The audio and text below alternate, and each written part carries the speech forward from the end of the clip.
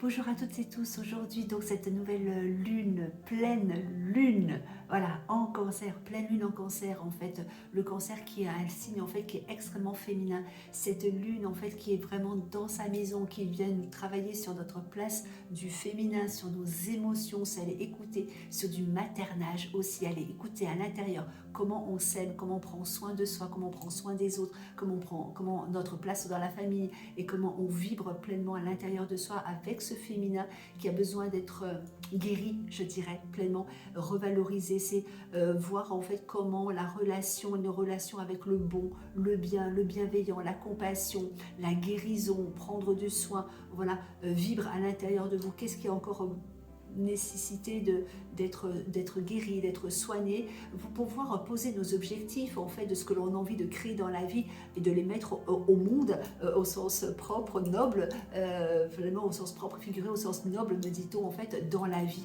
C'est se relier aussi au féminin, un féminin sacré, à se relier à la terre aussi, qui est la terre nourricière aussi. Ça vient travailler aussi notre posture par rapport au yang, par rapport à nos responsabilités aussi, et de plus être dans une certaine soumission à un yang institutionnel où le féminin peut être écrasé. Donc là, il y a vraiment quelque chose qui vient se travailler, on me dit dans ce début d'année, ou une année en fait qui nous demande pleinement, ou qui va challenger, qui va nous demander d'aller de l'avant, qui va nous demander de vraiment de croire en ce que vous voulez créer, mais posez-vous les bonnes questions de qui vous voulez être, maternez-vous, regardez votre place aussi dans la famille, regardez votre place avec votre féminin pour les femmes en fait dans la famille, et de voir en fait qu'est-ce que vous voulez créer, poser dans le monde et comment ça va relationner. Donc il y a vraiment on est dans une période d'ajustement aussi et de croire en fait pleinement à nos rêves, mais beaucoup plus en fait, on me dit il ne faut pas que ce soit flou, non, il y a quelque chose à poser.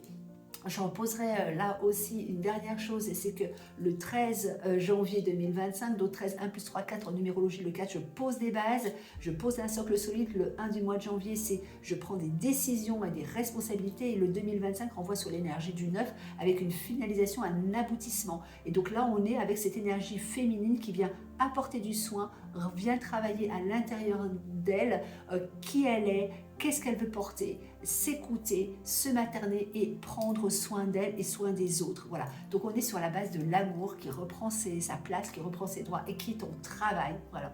On est sur des bases aussi de valeurs, d'écouter ses besoins sur le soi. Prenez soin de vous. Je vous mets toutes mes informations si vous voulez me retrouver dans les commentaires. Je vous souhaite tout le meilleur. Croyez en vos rêves, ça va challenger, mais on est qu'au tout début de cette année 2025. Au revoir.